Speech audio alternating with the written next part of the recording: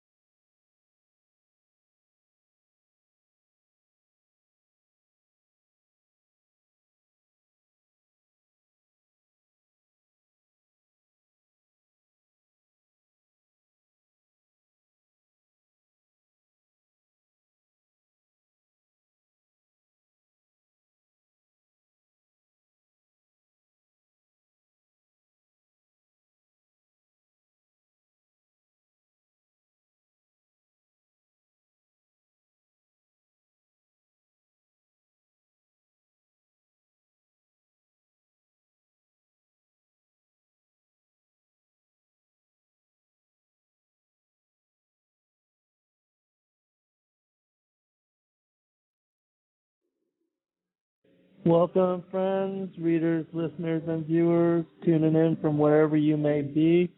I appreciate your fellowship and for sharing and asking the questions that you do and leading us in insight and discussion and for sharing your own testimony with me. I appreciate the fellowship and for supporting our work in the way that you have. Today I'm honored to have with me as guest Dr. Joseph Lumpkin, who has a wide variety of works that precede him in many different books and shows, and he's got a lot of videos available of his lectures and his the shows that he's previously done on YouTube and other places. He's an author of more than 25 books on various subjects. Theology, religion, the fallen angels, church history, and he's also the CEO of Fifth Estate Publishing, where you can find his work, Fifth Estate Pub, untoldbook.com for those that are interested in the number of things that he has written about and done research in. I'm very honored to have you as guest, Joseph, and would you address the listening audience, and we'll continue on. Yeah. Thank you, Zen. I appreciate it, and I appreciate your time and your offer to be on your show. Yeah, well, it's definitely our honor, and I'm glad to have a chance to ask you about various things, because I know that there's not a lot of people that have done research in the fullness and the scope that you have, and I personally have been one of those that has found the extra biblical books fascinating as far as topic and their ability to fill in detail on a variety of different things, specifically the early life and the childhood of Christ, and even the lineage and the story of Mary preceding, and so there's a lot of things that I feel have been excluded, have been kept hidden, whether that's on purpose or not. It remains, to be debated and is largely contested in a number of arenas. But the fact is that a lot of information has been kept away from the masses. And during the time of the early apostles and the early disciples of Christ, there were thousands, even tens of thousands of texts on a wide range of topics, and many gospels and apocalyptic texts that most people of this day and age have no longer heard about. And a lot of the books that you have done have been to bring forth this information so that the public still has access and can look into and research these things for themselves. And I think that's a very important service that you've done for humanity. And so for that, we are certainly appreciative. Well, I do appreciate it. It really was an act of selfishness on my part. The whole thing started with research I was doing on the book of Jude several years ago. And there is a quote in Jude that says that God will come back with 10,000s of his saints to exact vengeance. And there was a small note, footnote, that said that it was a quote from the book of First Enoch. And I thought, if a book is quoted for an entire paragraph in the scriptures, and Jude himself thought that this book was authentic and real, and he used it as a base for his part of his scripture, I should know more about it. And so I picked up a couple of translations, and I thought, well, these truly are subpar. The translations themselves were written in a stilted King James type of English, which used to be the way that people of the 1800s and early 1900s tried to add weight to their translation, and it just obscures the meaning. So we set about to publish these books in modern English with notes, and it just took off. And I thought, well, there are people there like myself who are craving this knowledge. And it turns out that Enoch was the springboard of all of this, because you would think that the books of Jubilee and Enoch and all of those were extra canon, non-canonical, apocryphal books. But as it turns out in my studies, Christianity in the East and Christianity in the West are not the same.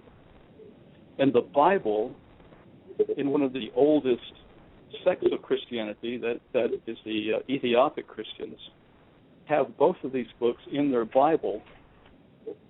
And with the discovery of that, it set me on a road that I'm yet to get off of, which is, what is non-canon? What is canon? Why are they canon? Why were they hidden?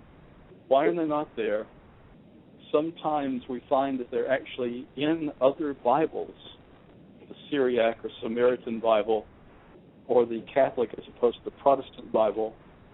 And if they're in that Bible and those Christianities, if you will, those sects, then who are we to say that they're not canon and they're not,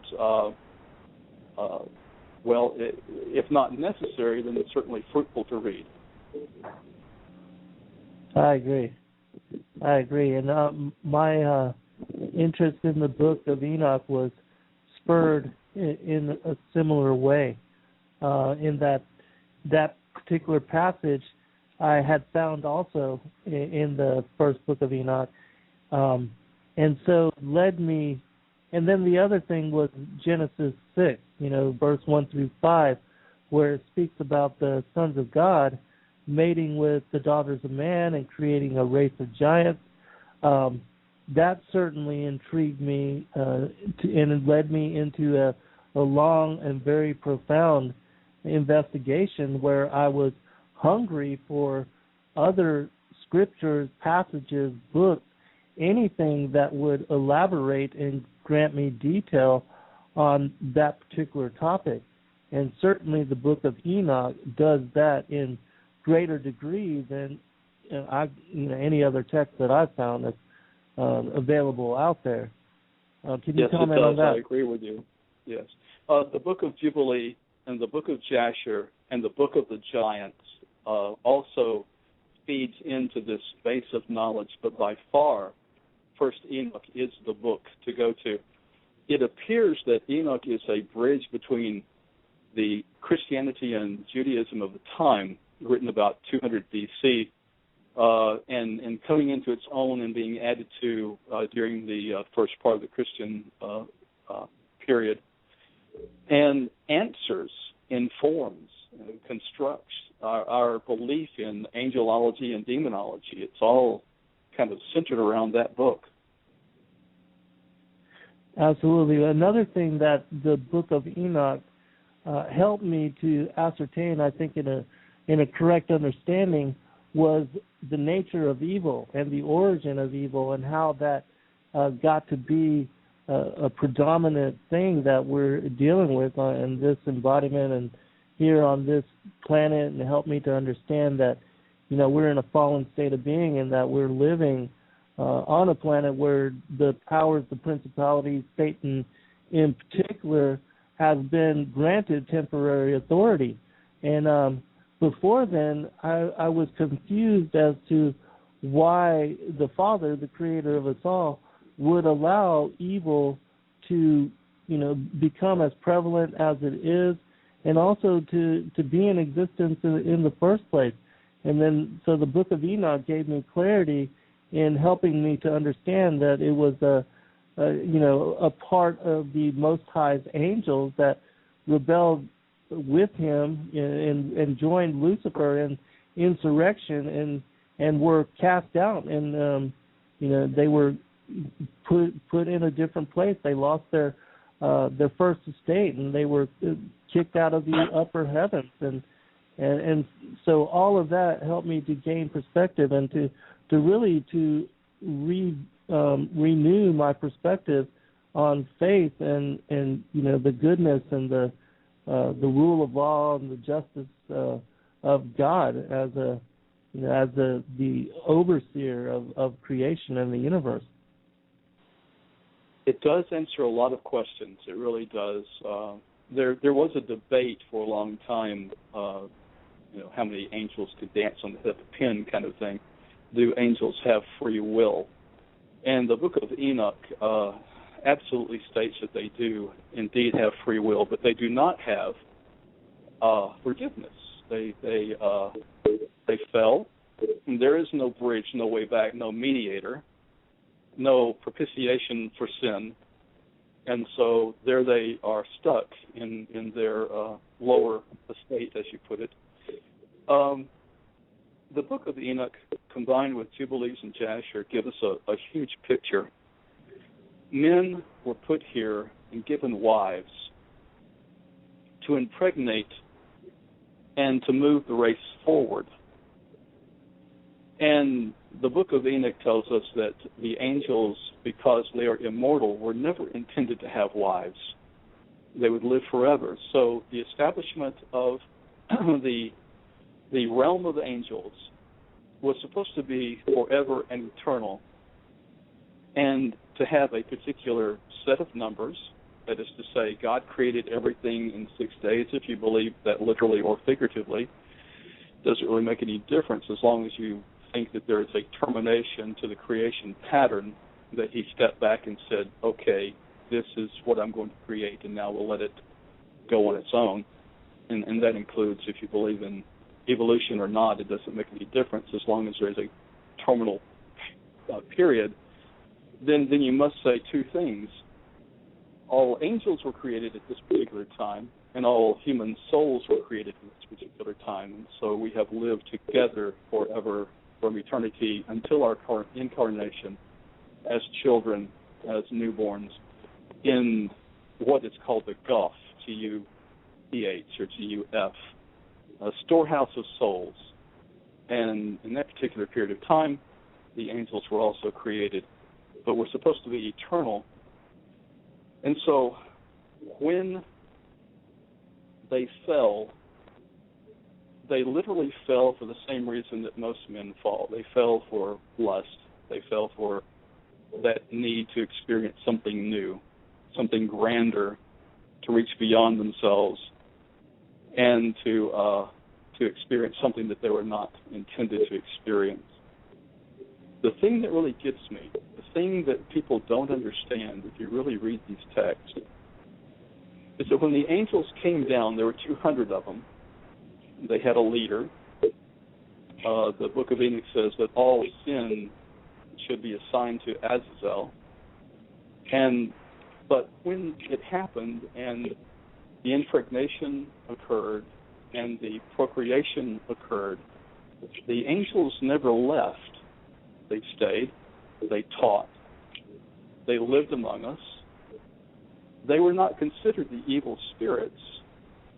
Their children were considered the evil spirits because they were the amalgam that should never have happened. They were the problem. They were the mixture, the hybrid. And we are told that when they are killed, evil spirits came out of them because they were part spirit and part flesh. And that these are the part of the demons that we're fighting today. Because when the body is killed, the spirit went out into the wilderness. And the Bibles or the non-canonical text tells us that they sleep not, they hunger not, they thirst not, and they torment men forever. Yeah, the book of Enoch, chapter 10, is very clear on that and speaks about how they became like demons and devils and wandering ghosts seeking bodies to possess. So do you consider them the children of the fornication of angels and humanity, these hybrid beings that were not supposed to ever come into being, as the wickedness, as the source of evil that we see, as far as when people say that places are haunted or that there's poltergeist activity, because there seems to be a lot of shows on contending that as a reality. In a word, yes, I do believe that. We have two different, or actually three different areas that we have to take into consideration. Well, first of all, we have to ask ourselves what happened to the angels, the third of the angels that fell when Lucifer fell. That's one category. We have to ask ourselves what happened to the 200 that fell with the Watchers.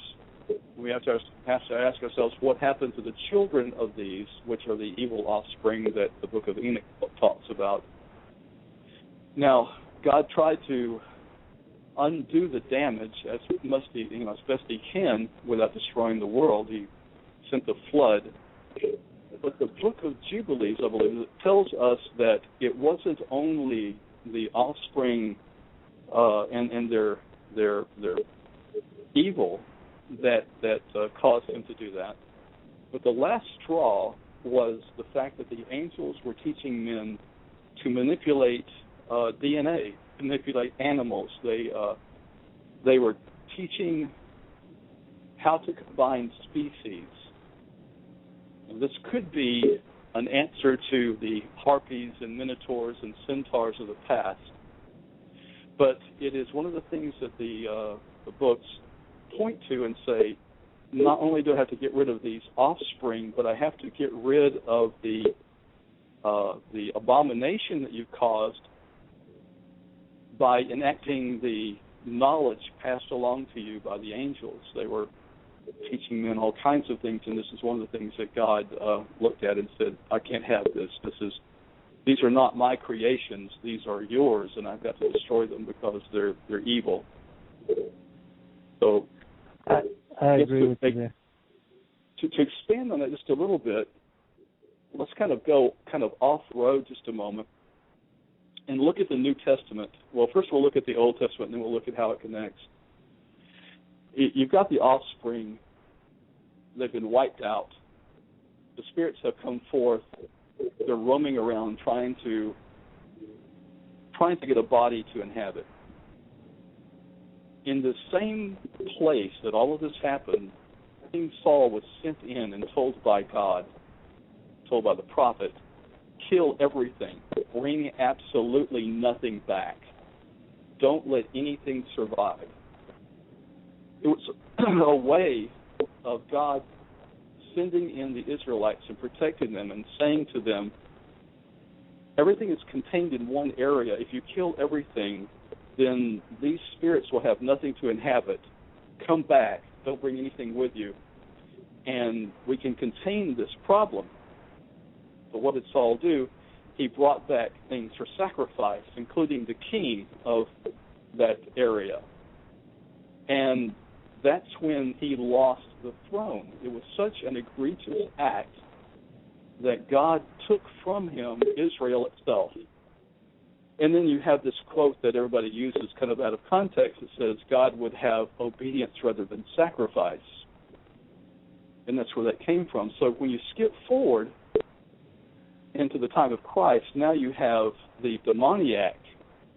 And the very first thing that happens there is when he is confronted and the demons tell him they are legion. There are many, many of them, thousands of them, inhabiting this one person. The first thing they say is, let's go back into the pigs. Well, that's where they came from. You see, they were inhabiting the animals of the time, and so they wanted to go back home. But Jesus made them run into the ocean and drowned. So it kind of answers questions that we don't even know enough to ask the right questions about. It connects everything from the very beginning to the very end as to how these demons are possessing and going about and doing their harm. I agree with you, and yes, that's a very interesting way to look at, because I didn't consider that as far as Samuel and his judgment against Saul and telling him that the kingdom would be rent from him. In that his bringing them back, they would look for other bodies to possess, and like leaven, pretty much corrupt the whole again. It seems to be a continuation of the wars when the people were taken out of the bondage of Egypt and led by Moses across the Red Sea, and the Egyptians were drowned, and then Joshua is led into the promised land and told to slaughter every man, woman, and child. It would be similar to that, and also Moses was given a vision of how they wouldn't do it, and how like leaven again, it would corrupt the whole, and then we would later have the wars of David and Goliath and his brothers, and the ongoing, the seed of the woman and the seed of the serpent, so to speak. And for people that don't understand Bible history and how it was that Israel and even the Father and the Son in the many judgments that they brought against the fallen angels, people think without this discernment, without this understanding that the father is homicidal, almost genocidal, in that he had demanded the people to slaughter even children, but they don't understand as to the context of what was happening. Absolutely, yeah. It does put a lot of things in context, and it makes you understand why that was such a horrible act. That he had a chance to set everything right, but he chose to do things his own way. And I like your analysis. It is like leaven. It is. It spreads everywhere. Right. So right. We have some very interesting information. The book of a small book called the Book of the Giants names a lot of these angels. Now we know part of their names from the first, second, and third book of Enoch. But in the middle of all of this, in the middle of the Book of Giants, we have this name called out, which is the Babylonian king, or I should say Sumerian king. We have Gilgamesh sitting as part of the fallen angel group, as one of the hierarchies there, one of the leaders. Not the absolute leader, but one of the strongest people. So it begs the question, if Gilgamesh's name is called out, and there are other names in there, are these fallen angels and their kindred the god kings that we have in our past, in our mythology? Hercules, Achilles, Gilgamesh, the list goes on. All of these humans with special properties, special abilities and talent, somewhat superhuman. It kind of makes you wonder if it doesn't all come back to these fallen ones. Yeah, I agree with you too on that premise. And my research has kind of led me to that discernment, and that because even like Berosus and Manthea, when they were asked to write the Egyptian and the Chaldean histories of the planet prior to what was the history of their time, they wrote about, and even the Sumerians in their king list, they have all these hybrid, semi-divine beings in having their long lifespans, and they list them as being, the kings and the patriarchs over the early peoples prior to the appearance of Adam and Eve. And so I definitely think that, that they were the early rulers, and that they had installed many a time their hybrid children to be the rulers. And then, we have the weird anomaly as far as these different cone-headed people that are depicted in like the Egyptian hieroglyphics, and like Akhenaten, and like these individuals with these elongated skulls, and a lot of that has been explained away as babies having boards strapped to their head. But those that have actual skulls, they look at them, even the suture points and the way that the skull and the bones had grown and come together are completely different than a normal human skull. Yes, well, you have to ask yourself, even if they were bounding the head or boarding the head, that was they came from someplace. It came from something that they considered to be worth emulating, and so you may find babies with these patterns on their skulls that may have boards, but when you track it back far enough, you have to ask the question, why were they doing that? Well, they were emulating something that they were worshiping. And so it leads back to your exact point, that it came from somewhere And when you get back far enough, you find out that the skulls were indeed shaped like that at one time. There's a question from the chat room here, Joseph, and they want to know the association between Gilgamesh and Nimrod, and if both were in fact the same, if that's your opinion, or if you have a perspective on that. Well, it is my opinion that they could very well be the same. Yes. Nimrod, it turns out, got his ability as a hunter from, according to one of the books, stealing the cloak that God had made, the animal skin that God had made for Adam and Eve.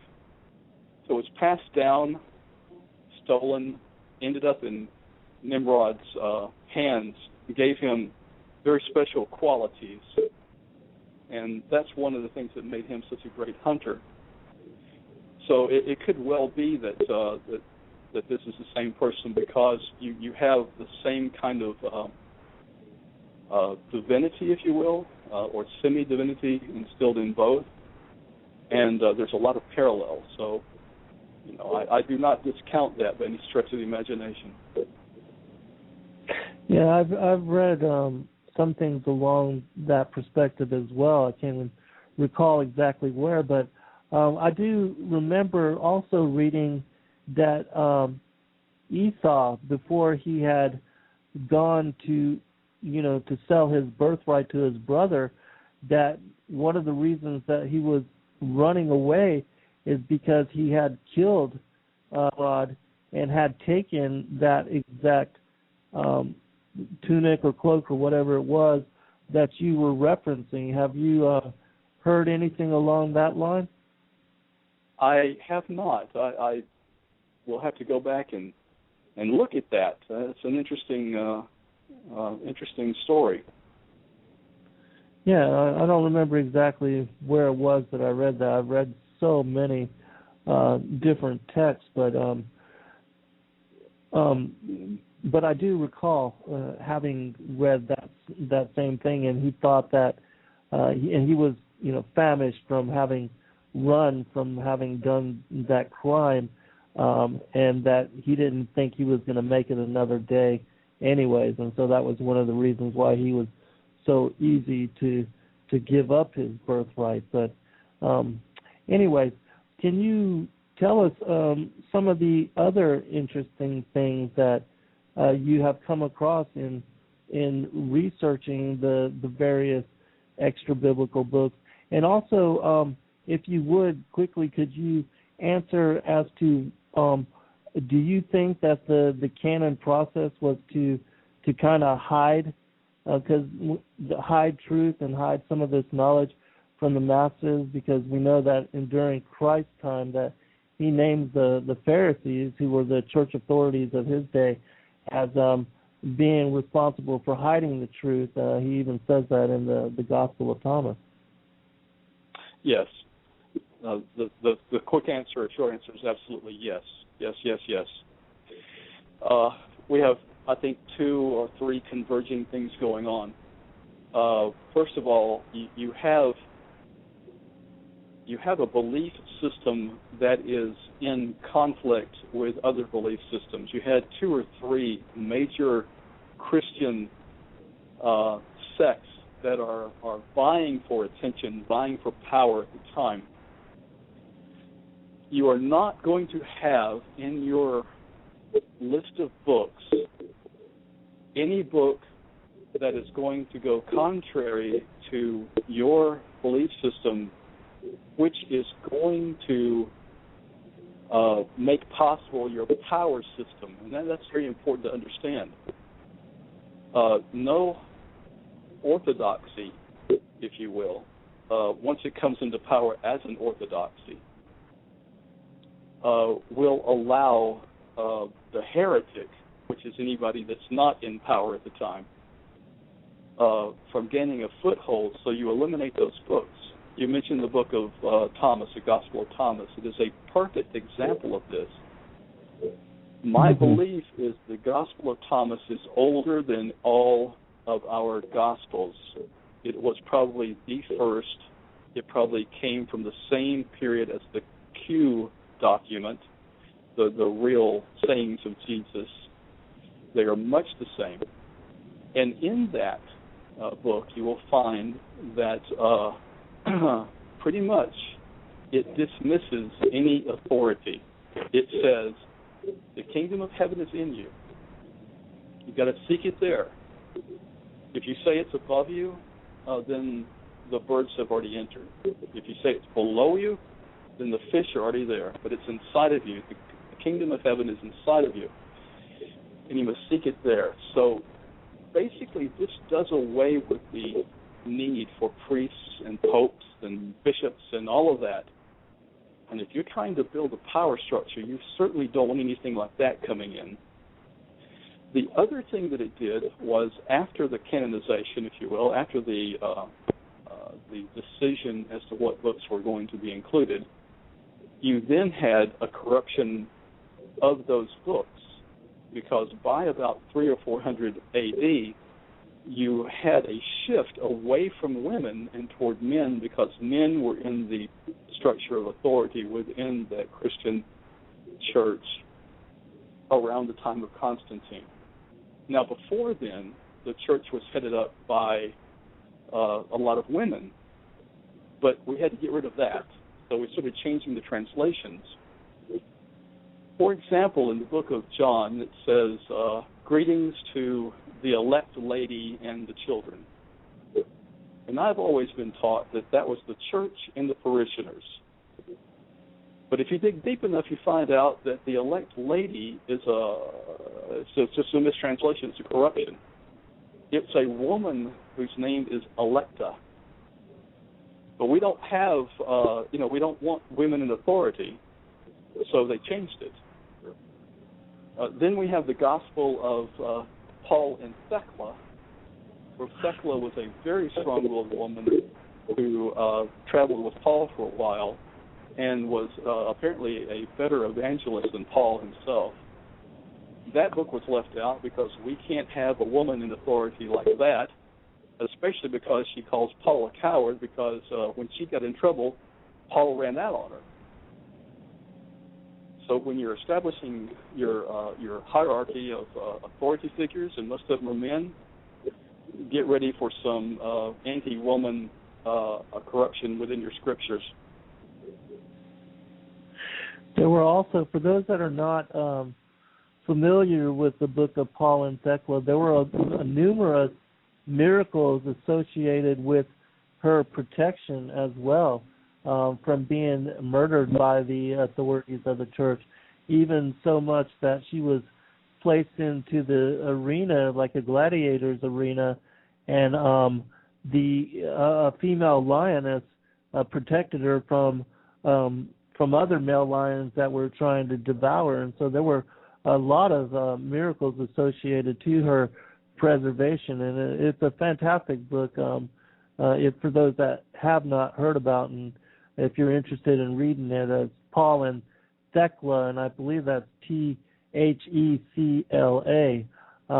But one other comment, last week I had established the whole premise for this show in doing a show on the secrets kept hidden since the foundation of the world, and one of the reasons why I did bring out a lot of parables from the Gospel of Thomas is because of what Joseph had exclaimed earlier, in that it's one of the oldest texts, and also it's a text that is said to have been written after the ascension of Christ, after his death on the cross and his having gone down into Sheol and broken open the doors of brass, the gates of iron, and led the patriarchs, which had up until that time been gathered in Sheol, to the Archangel Michael, and had them baptized in the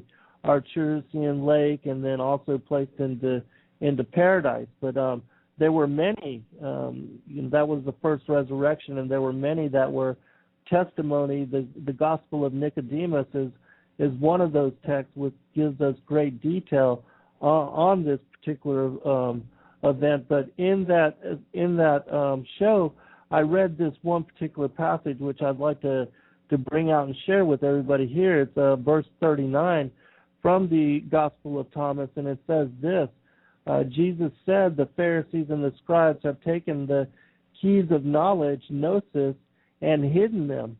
They themselves have not entered, nor have they allowed to enter those who wish to. You, however, be wise as serpents and as innocent as doves." And in the New Testament, many times he explains how the Pharisees have done this same exact thing in hiding the knowledge and the wisdom and the gnosis of knowledge, truth, wisdom, all these things from the masses, so to keep people dumbed down and disconnected from a personal relationship with the Father and the Son. And, they, up until that time, they've had the church as the intercessory, the intermediary between people and God. And that kind of control reaps all kinds of wealth as well as power and the ability to oppress the masses and to garner donations from kings and different things of that nature.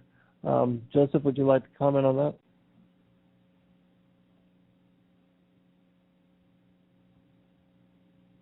Joseph, you still with us?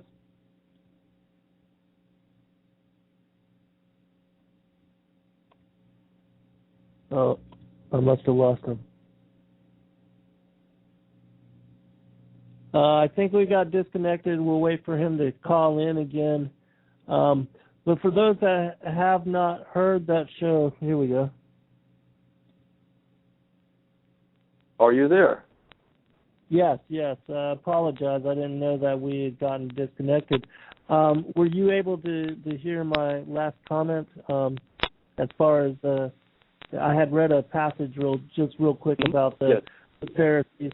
Okay, would you like to comment on that? I did, yes. I apologize. We live so far out in the country here that occasionally this happens, so apologies to your listening audience there. So, the keys to the kingdom, any truth at all that is worth its weight. It's actually a very simple truth. There are no truths that are complex. There are truths that seem to be, if you mathematically carry them out in physics and so on and so forth. But really, for example, E equals MC squared is pretty straightforward to the point, and it sums up so many things, and it's just so simple. Spiritual truth is much the same way. The keys to the kingdom have to do with an internal connection. A gnosis is, by any stretch of the imagination, only a seed of knowledge passed directly from God to the believer or to the seeker, better say to the seeker. So we kind of gloss over this because even our Bible says that we must come to the knowledge of the saving grace of God. It doesn't say that we have to come to the faith.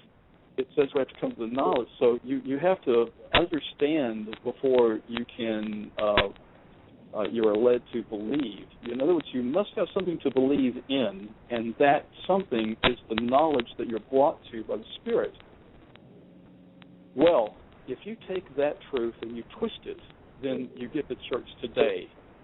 In other words, faith became the church. Faith in the church became the overarching problem, not faith in God being the salvation of man, but faith in the church and in its baptism, in its ordinances, in its the liturgy, the ceremony. And so we were held hostage. Nothing exemplifies this any greater than the Judaism of the time. You see, between 200 BC and 200 AD, we were going through this hyper-religious, hyper-literal problem. That's where part of our writings come from. They're midrash. They're an explanation of what went on. So you have, for example, the book of Genesis talking about the fallen angels and so on and so forth. And then you have a book that is written to actually explain all of that, because everything has to be taken very literally. Well, spirituality is not a literal thing. Law is a literal thing. You can count out the seeds of your beans and rice and cumin and whatever, and you can tithe off of them. But tithing does not save you. Baptism does not save you. None of this saves you. None of the liturgies save you. The church doesn't save you. The gnosis begins the point of salvation. And that's what the keys to the kingdom really are. It's the gnosis passed from God directly to the individual that makes him sit up and go, but wait, something's missing. And then you start down the road of salvation. Joseph, the listening audience is hearing some static over the line. Would you mind calling in one more time to see if we can get a little bit of clarity on that? Sure, no problem. Be right back. Okay, thank you.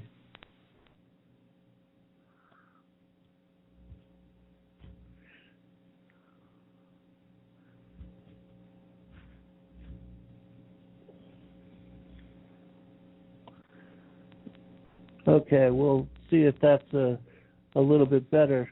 I think that you're absolutely right as far as the gnosis, because Christ told us to know thyself, and it's in knowing thyself that people realize that the keys to the kingdom are within, and that you don't need to have an intercessory or intermediary.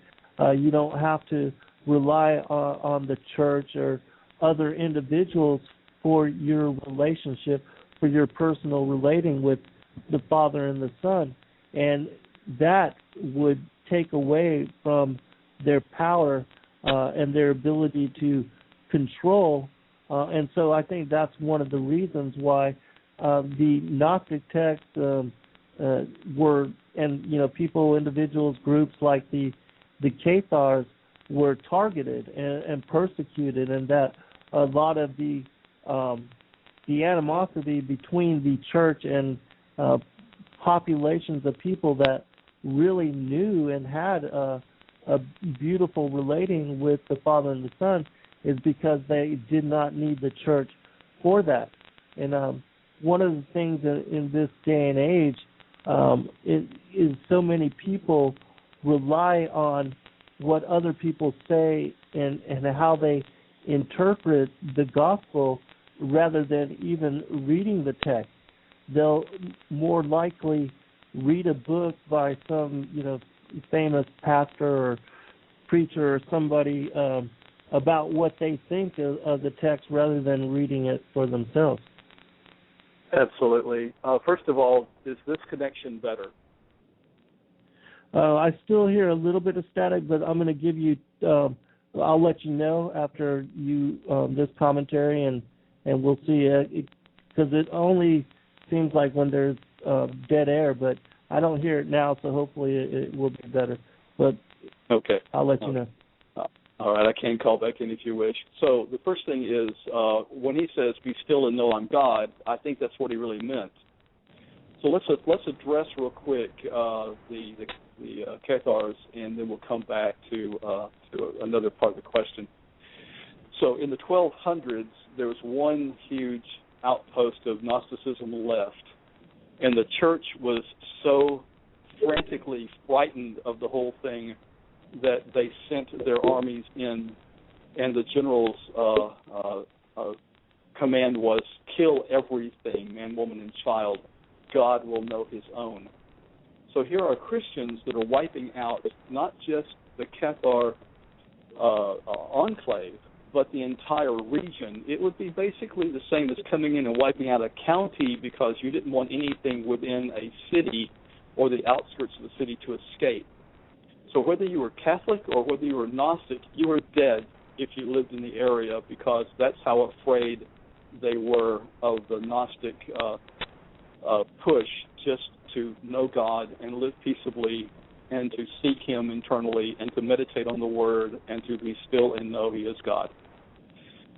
So that amount of fear in itself should tell you that this is a very, very potent and important theology. It is a simple theology. So Gnosticism, it has as many denominations as we have Christian denominations today. So it's very difficult to say this is what a Gnostic believes and this is what they don't believe, because what they are tied together with each other is just this one common thread of knowing God, having this gnosis that comes in, and we would call it salvation experience, but we don't rely on the church to get us there.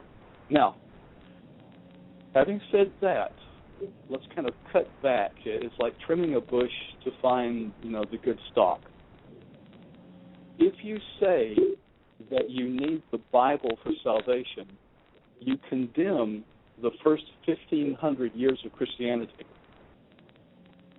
Certainly, there's no way that you can't condemn the first 400 years of Christianity. You don't need the Bible. The Bible is a series of books. It's a library put together because it is, A, what the people were reading, and B, what fit the theology of the orthodoxy at the time. Now, it's not to say that the truth isn't in the Bible. It's to say that those books that are chosen have a particular slant. But what I'm getting at is,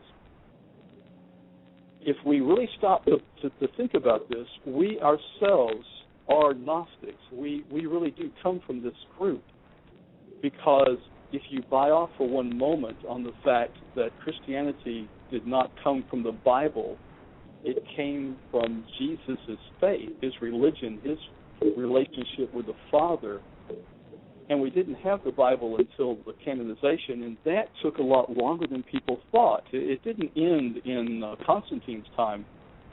Even up to the point of Martin Luther, we were arguing about what should be there. Martin Luther hated the book of Jude. He called it a straw gospel. He said, I'd rather burn Jimmy in the flames. There's an apocryphal conversation with him and another theologian that says it's a pissy little book that should be thrown into the river. So we have all of these theologians that are battling, even up to Martin Luther's time, as to what really belonged in our Bible. So canon is unsettled. And I just want to get that one point across. We don't need the Bible except as a general book of edification, not as a book of salvation, and certainly not as a book of meditation to know God. You do that through gnosis. Yeah, I agree, because a lot of times people consider that the way to salvation is through a book or through a building, but it's through building a relationship with the Father and the Son, and that takes as much effort as having a marriage with your wife or developing a relationship with your children. And in a lot of people, especially of this day and age, they miss that, and they don't dedicate their time to developing that, and they consider the Father and the Son, just out there somewhere, and don't really speak to them. They may pray, but they're not really seeking that intimacy that I feel the other true seekers of, and especially the patriarchs and those that the men and women of God throughout history, they had that relationship and that dialogue, that ability to ask questions and receive revelations, whether through dreams or however it was, because the Spirit speaks in so many different ways, and that's also another thing that the Gnostic text tells us about, is that that the Father and the Son speak to us in many different ways, and the Holy Spirit it gives revelation to all of us. It's just that so many don't listen or don't understand the language of God, and they think that they're either not worthy or that, because we're just regular people, that the Father and the Son and the Holy Spirit are not going to interrelate with us on that level. But the truth is that the Father and the Son and the Holy Spirit are every day, daily, trying to speak and relate with us and have relationship on an intimate level with us. But so many people don't have a priority as far as the kingdom and salvation and that kind of relationship to see that they are, in fact, putting forth that effort. Yes. The problem of that area in our society is growing and growing, partly because of our hyperactivity and our attention deficits. When we pray now, we just talk to God and then go on about our business. If you really want to know what He's saying, shut up. Just shut up. And shut up for a period of time. Quiet your mind. Shut up inside and outside. Don't babble. Don't let your mind chase itself like a pack of monkeys. Just shut up. And if you can quiet the voice and be there for a while, He is here and He is not silent. The reason I said what I did a few minutes ago regarding the area around 15 or 1600 is because up until that time, all Bibles were handwritten. They were very, very, very expensive. No layperson, unless he was rich, had a Bible. We didn't have a mass output until the Gutenberg press made it so. And then after that, we had a lot of Bibles that were misprinted. If you believe that in the inerrancy of the Bible, I've got news for you. It ain't so. We had the adulterer's Bible, which says that thou shalt commit adultery. We had the baker's Bible, which has another misprint in it. We had all of these Bibles that had these different errors until we kind of got it together, and we're evolving. Most people don't realize religion continues to evolve, even today. A great case in point came out of the Catholic Church not long ago when they got rid of limbo. Now, to most people, that just kind of went over their heads, and they went, so what? The Catholics got rid of limbo. Big deal. But it really is a big deal, because if you think it through, it changes everything. We have been taught original sin for so long that we've actually come to believe it. We believe that a child is born in sin because it is born into this world, and then all people are sinners. The Greek Orthodox Church, the Eastern Orthodox churches, they don't believe that. They believe that you have to sin to be a sinner. And if you really tie me down and torture me, I'm going to tell you I believe the same thing, and I think that you do too. Most people do. We don't want to condemn children to hell just because they're not baptized in some church to remove the original sin. Now, the Catholic Church could not look their parishioners in the eye and say that kind of stuff, even though St. Augustine did. He actually said, sorry, if a child's not baptized, it's going to hell because it's a sinner. We haven't removed the original sin. So we constructed limbo in the Catholic Church. Now, I'm not Catholic. I'm just a theologian, so I'm just speaking the we as a universal we. We constructed limbo.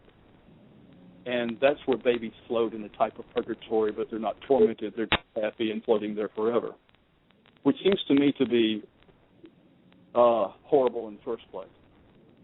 But now the Catholic Church has come back a couple of years ago, and it said, there's no longer limbo. Poof. All the babies go to heaven. Well, they said, we have faith that this is probably true, that all the babies went to heaven. Okay. Fine. Now you have to ask yourself, what happened to that child's original sin? Are they saying that the children did not have original sin, that were not born of original sin? And so the theology of the Catholic Church is changing with these small things that people don't notice because they're happening kind of slowly under the covers, and only geeks like myself really pay attention to such things.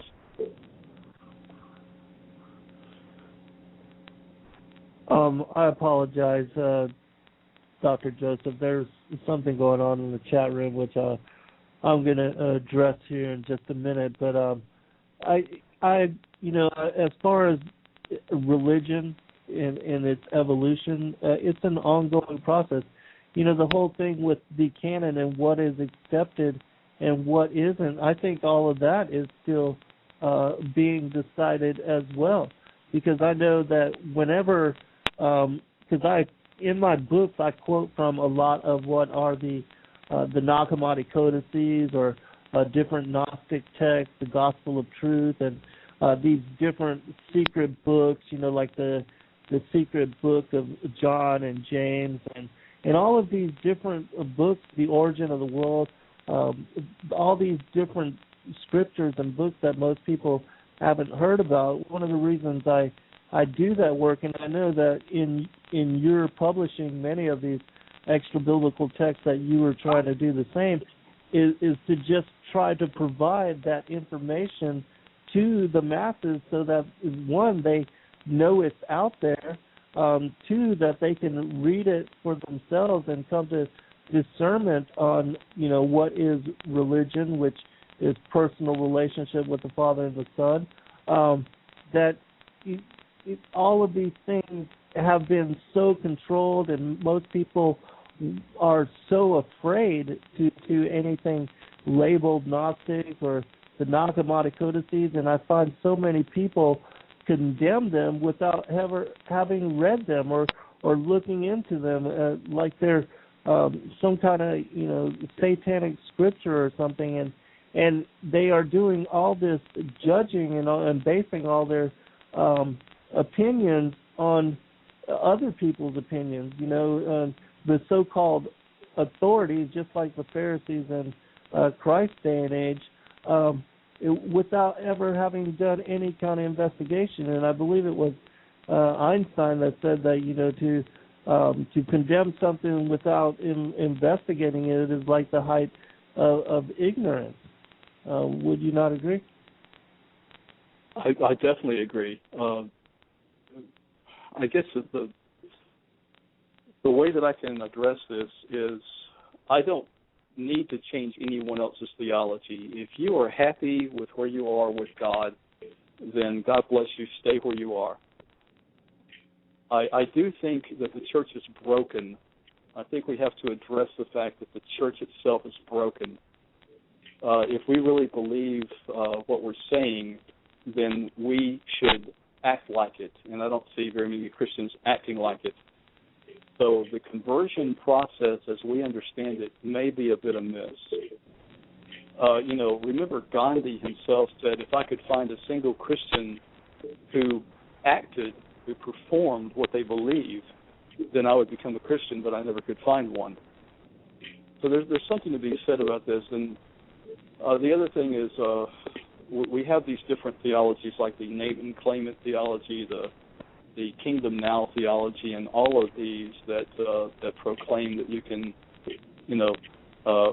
think, have faith, and grow rich. But the only people you see growing rich on those theologies are the pastors, because they're sucking the money out of the masses.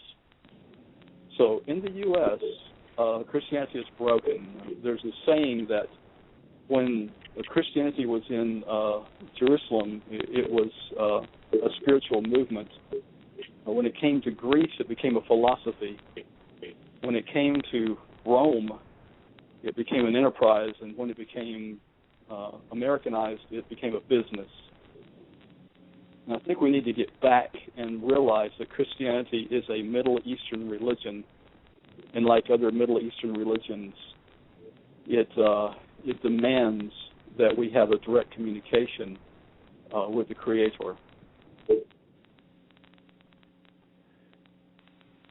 That's one of the things people have forgotten. That's one of the secrets that has been so stripped away and kept hidden that most of the people they don't seek the secrets, and especially don't even do any kind of real investigation into anything outside of the canon. Most people don't even know about like the life of Christ.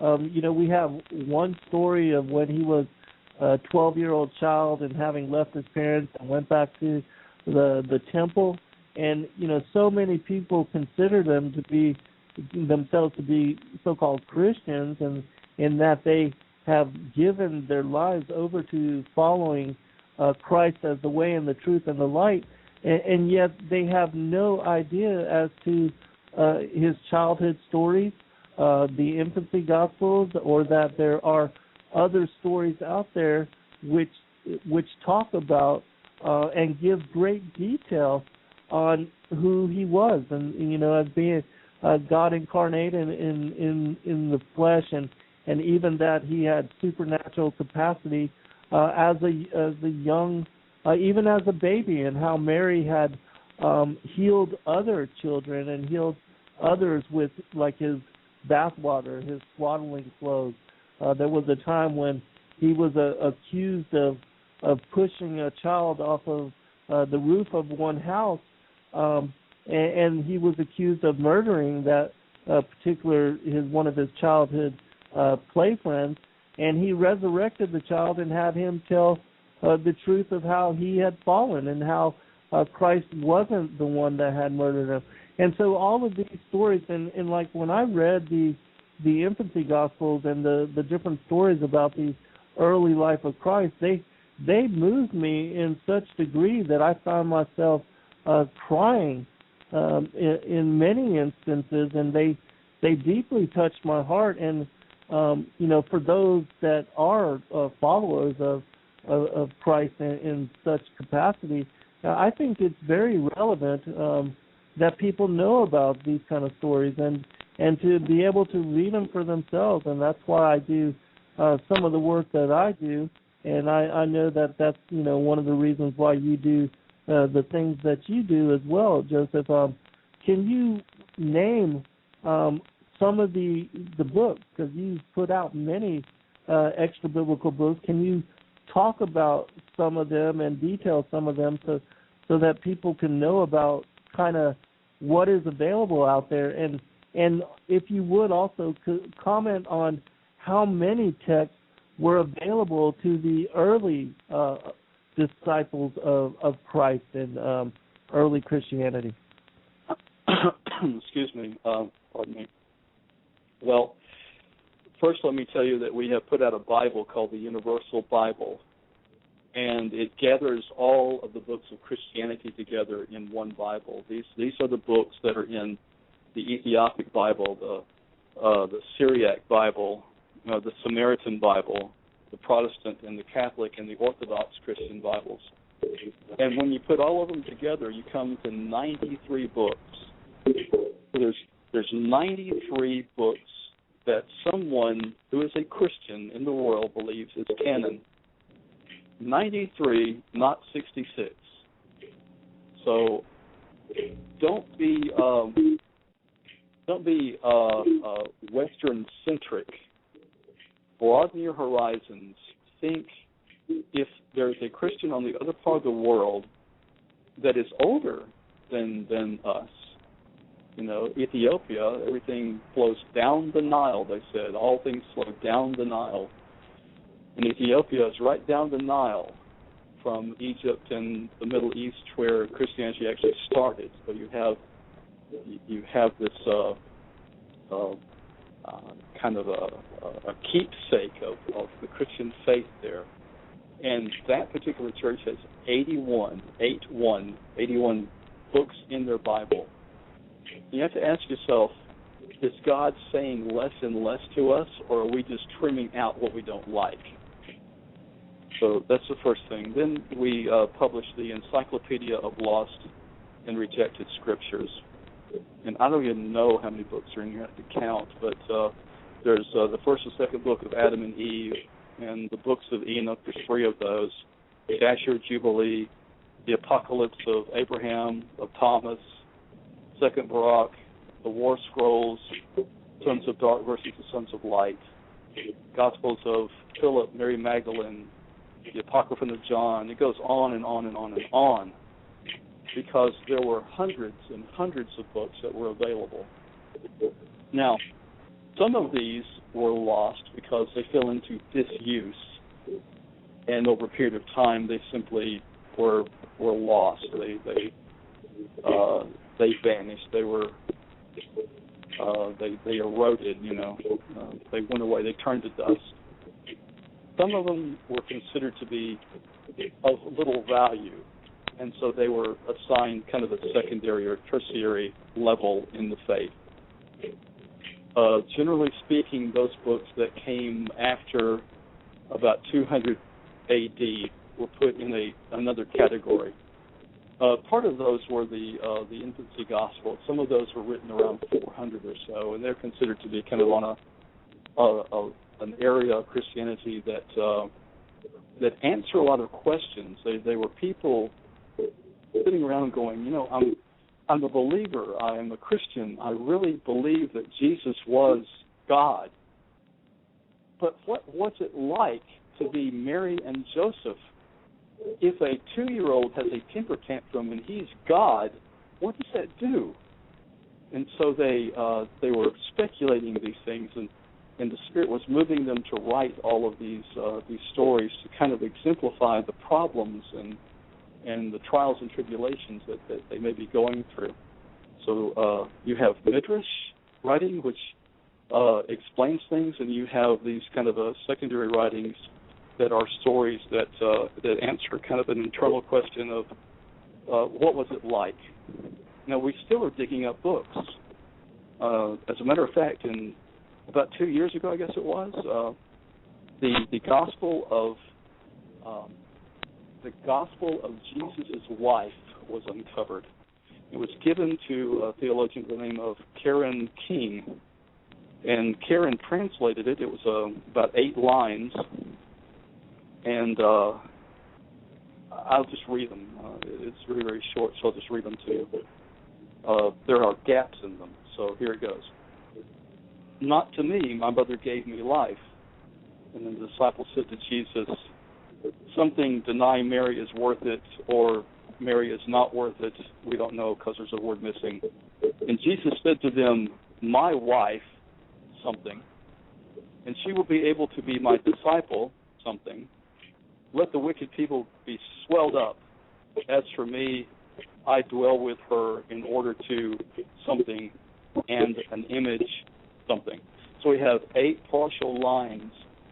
But the thing about this Gospel of Jesus' wife is it is the first time that we have a document that actually has Jesus addressing Mary Magdalene as his wife. So we are still uncovering things. Even, 2 years ago this popped out and people went, whoa, this is totally different. It is considered to be a Gnostic text. Beyond that, we have really no idea. Can you give us the background as far as where it was found? Do you think it was authentic? And also, I wanted to get you to comment on: have you heard about the 70 books that were recently uncovered? I believe a Jordanian salesman or somebody that was into antiquities. He had them and he was trying to sell them. It was like 70 metal books that were recently discovered that it says that there's even an image of Christ, and that these books may be from that particular time of when he was alive or shortly thereafter. I don't know much about them except that I have read that they are in existence. I don't know that anybody's come to any evaluation of them, so I don't know that much about them yet. I don't know enough to even speak about it except to say, yes, it was found, but I think we're still trying to figure out what they are. Regarding the Gospel of Jesus' wife, it's just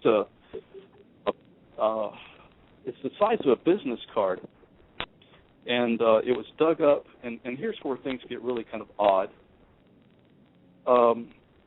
The gentleman who supposedly found this has remained anonymous.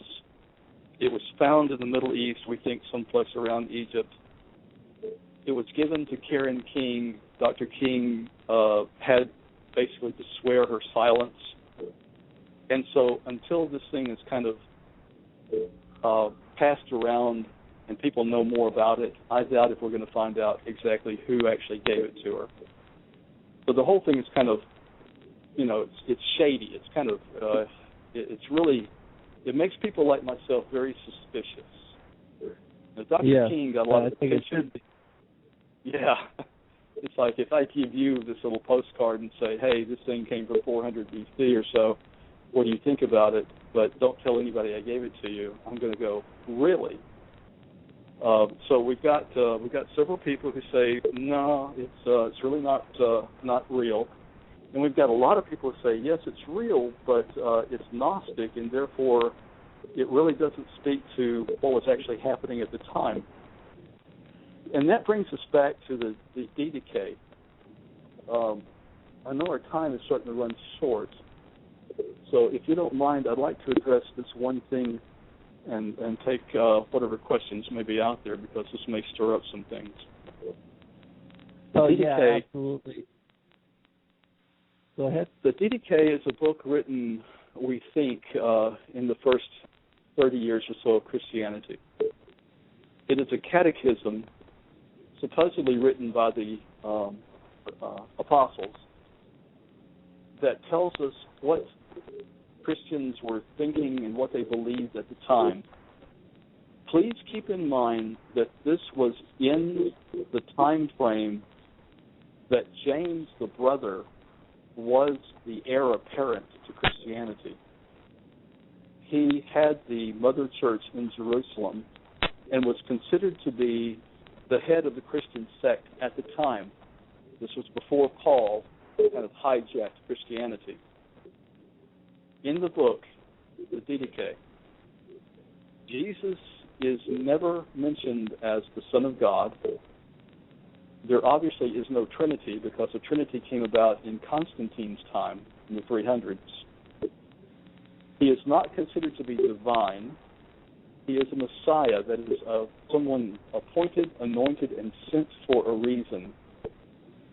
The reason he was sent was to teach us how to basically get back to God. We had strayed.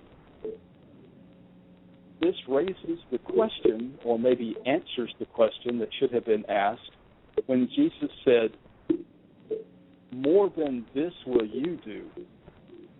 So if Jesus is really God, how can you actually say that I can do more than him? But if he has come to teach us as the Messiah the way back to God, and to listen to our internal voice, and to commune with God, and to feel his guidance, then you can answer the question affirmatively. Yes, we can do as much, or not, if not more, than Jesus himself, because we will live longer. We will have more opportunity, and we can be as much as he is, because they did not believe him to be divine. There was no propitiation of sin. We did not think that he died for our sins. So in the first 50 years or so, Christianity appeared much more like Buddhism than it does today, because it appears that after that, Paul came in and literally took Christianity in another direction. And Christianity at that time of Paul switched from a religion of Jesus to the religion about Jesus, and it took on a different life and a different path. It could be that the reason that Christianity does not work today is because it is being misapplied, that we should look at this as a way to live and a way to commune and pray and worship God, and not a bunch of rules. I wish we would have been able to bring all of this up in the middle of the show, because I know that a lot of people are going to, have questions, and I certainly, have questions myself. First, I think as far as the text on, the Jesus' wife or whatever that text was called, that sounds sort of like something along the lines of the Da Vinci Code, which, and this is only my opinion, I think that the Da Vinci Code is flawed because I don't think that Christ came here to do and to fulfill anything that was of the physical. That his mission was of the spiritual, and that he was, that he lived a sinless life. And as far as whether he was married, I don't know that at all. But I'm certain that he wouldn't have any children. And again, it's my opinion that in all the things that I've studied and that I've read, I've come to know Christ as that he and the Father and the Son are one, because he has fulfilled, and there was so many prophecies leading up to his incarnation, and even the things that occurred in the sky with the signs in the heaven, both during his birth and even his death and resurrection. All that was supernatural in nature. And for me, confirmation that he and the Father were truly one. And then again, the infancy Gospels and seem to allude and to verify his special character and his special nature as being God come into the flesh. Can you comment on that and where you stand on those particular issues? Yes, the Da Vinci Code was taken from the books of Mary Magdalene and the Gospel of Philip, the Gospel of Mary Magdalene and Philip. They were taken out of context, but, in one of those books, the Gospel of Philip, I think it is, he says that Jesus kissed Mary often on the, and then that piece is missing. If you actually look at the text, it is missing. So we don't know if he kissed her on the hands, on the lips, or on other bodily parts. We have no idea. So it is speculation, and speculation actually taken out of context. Was he married? I don't know, and it doesn't do anything to my theology because he was a rabbi. There were the Sadducees, the Pharisees, and the Essenes. If he was part of the Essene group, he didn't have to be married, but if he was a Sadducees or a Pharisee, he probably was married. If he were a rabbi and over 30 years old, he was considered to be totally out of place if he wasn't married, unless he came from a sect that did not have that as part of its belief system. So he could have been celibate. We know that probably John the Baptist was. He was part of the Essene sect, we think. There's a lot of speculation. History is something that is totally speculative. You haven't witnessed it, so you don't really know it. I personally am not a Trinitarian. I can go into why, but basically I believe that Jesus and God were a different hypostasis. Jesus was here. He was praying to the Father. They were in accord. They were in agreement, but I don't think they were one and the same deity. That may be semantics, but it's where I fall on it. I do not believe that the Holy Spirit is a person. I think that the Holy Spirit is the will and spirit of God and isn't a separate person, but again, is in completely one accord, because how can your spirit be out of accord with you? So that's where I stand on that. Well, I appreciate you, Joseph, for coming on to the show, and I certainly wish we had more time to expound further on these things. But with the last 7 minutes, I'd like to give you a chance to tell people where they can find your work, and also about the new projects that you have coming out. If you have a site on YouTube or a different name that people can study your videos, and if you don't mind giving out your contact information as to where people can write to you, or or to send you commentary or anything of that sort? Well, sure, absolutely. I'd love to hear from whoever wishes to write. There are links on the website. It is fifthestatepub.com, and I guess just a little bit about that. The four estates are taken from the French belief that to keep society in balance, you must have four legs. They are the masses, the people, the clergy, the king or the ruling class, and the free press, the media. The free press in this country is being assassinated, is being crushed. The king no longer listens to the masses, and the clergy are out of control.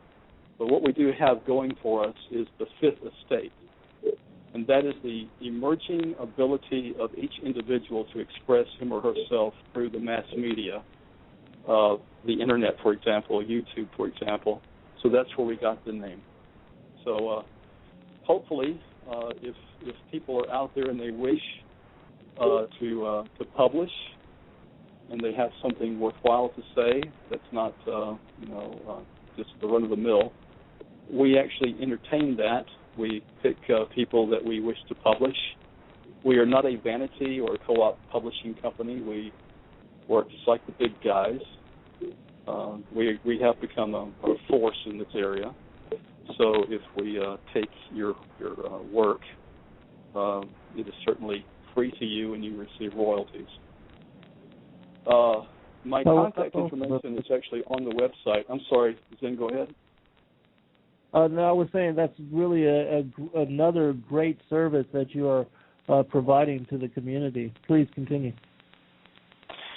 My contact information is on the website. You can actually leave a comment about any particular book, and it'll come directly to me, or you can use the contact information on the website to actually reach out to me at any point.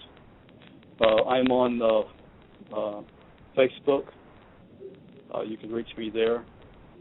Fifth Estate and the Lost Books of the Bible both have pages on Facebook that I will answer. And well, so again, I that's appreciate you. Also, Joseph, you had mentioned in your bio as far as you did some outreach work, that you were a chaplain and that you did. Can you speak a little bit about that in the final minutes here? Sure. Years and years ago, there was a gentleman by the name of Mr. Crane, Mike Crane. And Mike Crane started a movement in the Chattanooga, Tennessee area called Karate for Christ. And that was passed down to Ron Shively, who in turn passed it down to me. It is now in the hands of David Dunn. I'm a martial artist. This is my 42nd year in martial arts, and the ministry became a worldwide 10,000-member ministry called Karate for Christ, and I was the president and chaplain for that for many years. It's very difficult to live the life that you want, the Christian life, without discipline, and we found that this really helped the children, gave them something to do, got them off the streets. We became the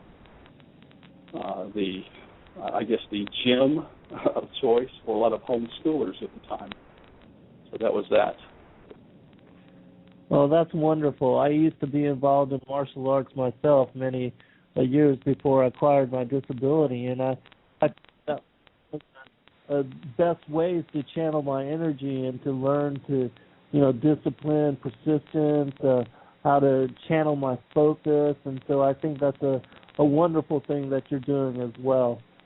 Joseph, once again, I want to thank you for coming on to the show and for sharing your testimony, and I wish you, I wish the Father and the Son watch over and keep you safe, as well as the listening audience, and lead you in all of the different. It certainly seems that you are continually busy in the ongoing project. So thank you, sir. Oh, thank you, and I appreciate everything, and thank your listening audience, and I hope to hear from them soon. Y'all take care. Oh, I'm sure you will. God bless all. Good night.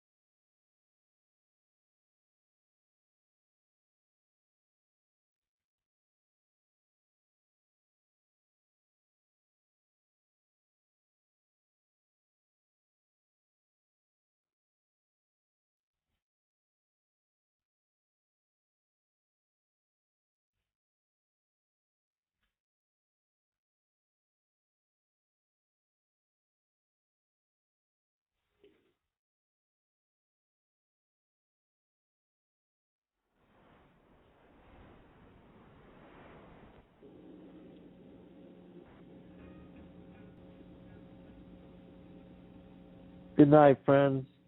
May the Father and the Son watch over all of you and keep you all safe. Till next Saturday. Be blessed.